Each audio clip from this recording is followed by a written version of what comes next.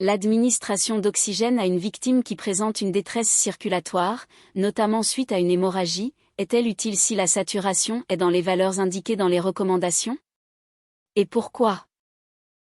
Alors, il y a soit une confusion entre la détresse circulatoire et l'hémorragie. L'hémorragie, notamment lorsqu'elle est externe, mais aussi interne d'ailleurs, c'est un écoulement de sang à travers une plaie qui siège au niveau d'un vaisseau.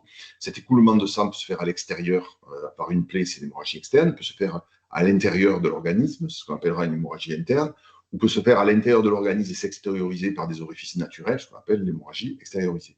L'hémorragie en elle-même, ce n'est pas un signe de détresse circulatoire, c'est une cause. L'hémorragie, elle va entraîner une détresse circulatoire. En tout état de cause, chez une personne qui a une hémorragie et éventuellement qui n'a pas encore les signes de détresse circulatoire, doit-on administrer l'oxygène? Et ça, c'est une question qui m'est couramment posée. Je crois que l'administration d'oxygène et l'hémorragie aiguë sont étroitement liées. Dans les hémorragies aiguës, ce sont des hémorragies graves, ce sont des personnes qui vont perdre beaucoup de sang ou qui ont perdu beaucoup de sang. On va administrer en fait de l'oxygène pour compenser la baisse du transport de l'oxygène qui est liée à cette perte de sang.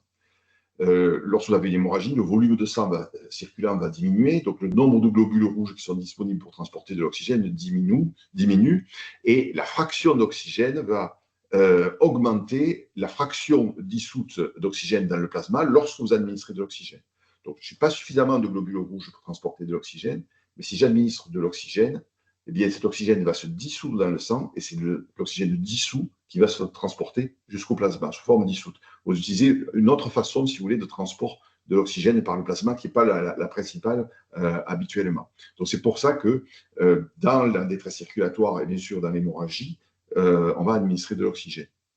Ça permet aussi de soutenir une perfusion tissulaire qui est menacée parce que lorsque vous avez une hémorragie, vous avez une hypovolémie et vous allez avoir une diminution d'arrivée de sang au niveau des tissus. Et l'administration d'oxygène va optimiser cette disponibilité d'oxygène, notamment au niveau des organes vitaux que l'on veut préserver prioritairement, c'est-à-dire le cerveau et le cœur, malgré une perfusion qui est réduite du fait de la perte de volume.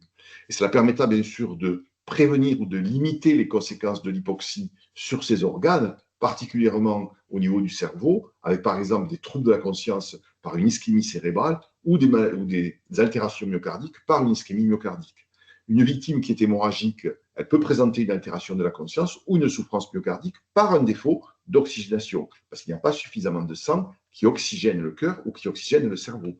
On le retrouve dans l'AVC, on le retrouve dans la maladie cardiaque, dans les coronaropathies, mais si les vaisseaux ne sont pas bouchés, mais qu'il n'y a pas de sang qui arrive, ça donnera en fait le même effet.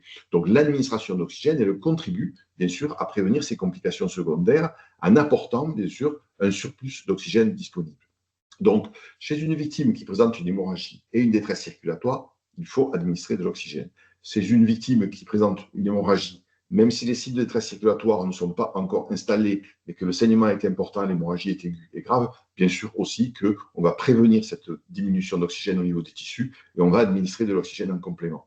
Alors, il y a toujours une situation que l'on me précise. Si vous avez une personne qui a une hémorragie, je suis à côté, je fais une compression manuelle, elle ne perd pratiquement pas de sang. Bien sûr, dans ce cas-là, il n'y aura pas de détresse circulatoire qui va s'installer puisqu'elle n'a pas perdu de sang. Donc, je pourrais vous dire, ce n'est pas la peine d'administrer de l'oxygène.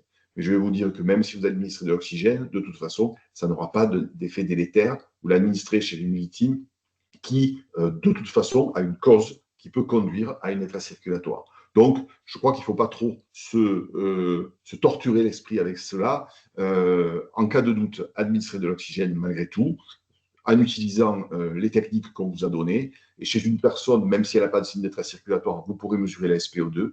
Et si vous avez bien sûr une SPO2 qui est bonne, ce ne sera plus besoin de lui administrer de l'oxygène. Donc, cette administration d'oxygène, elle a un objectif, on l'a vu, c'est de maximiser l'apport d'oxygène au niveau des tissus pour limiter les conséquences de l'hypoxie tissulaire qui sont secondaires à la perte de sang. Et je vous l'ai dit, dans les particularités à retenir en matière de premier secours, c'est que l'oxygène est indiqué dans les détresses circulatoires. Je vous rappelle les signes de la détresse circulatoire, c'est la pâleur, les sueurs, la victime qui est agitée, la victime qui dit qu'elle a soif, c'est une fréquence cardiaque qui est élevée, vous avez du mal à prendre la pression artérielle, ou vous n'arrivez pas à la prendre. Lorsque vous essayez de prendre le pouls radial, vous n'arrivez pas à le prendre alors que vous percevez la plupart du temps un pouls carotidien mais qui reste faible. Vous avez une victime qui est encore consciente. Le risque, c'est qu'elle présente des troubles de la conscience. Et lorsqu'une victime qui a une détresse circulatoire perd connaissance, la plupart du temps, quelques secondes après, malheureusement, vous survient l'arrêt cardiaque par un désamorçage cardiaque. L'oxygène ne remplace pas, bien sûr, l'arrêt du sang. La technique et le geste prioritaire chez une victime qui présente une hémorragie externe, bien sûr, c'est la compression manuelle, les pansements compressifs, le garrot, ça vous connaissez tous, la conduite à tenir devant une hémorragie externe. Donc, bien sûr, il faut arrêter l'hémorragie externe en priorité. Et dès que vous pouvez, administrer de l'oxygène précocement lorsque vous avez une hémorragie externe qui est sévère ou d'une suspicion, même une suspicion d'une hémorragie interne, lorsque vous avez bien sûr votre victime qui présente tous les signes de la détresse circulatoire. Le cas de l'hémorragie interne, notamment chez la femme jeune, c'est la rupture de grossesse extra-utérine, où vous avez chez une jeune femme qui, la plupart du temps, présente un retard des règles, présente souvent des douleurs abdominales avec parfois même un saignement vaginal et qui, lorsqu'on essaye de l'examiner, montre tous les signes d'une détresse circulatoire, et bien là, il faut rapidement administrer de l'oxygène et transporter le plus rapidement possible la victime à l'hôpital pour qu'elle bénéficie d'un geste auprès du chirurgien, en sachant que, bien sûr, vous aurez fait votre bilan, vous aurez demandé un avis médical et le transport à l'hôpital se fera dans les règles des transports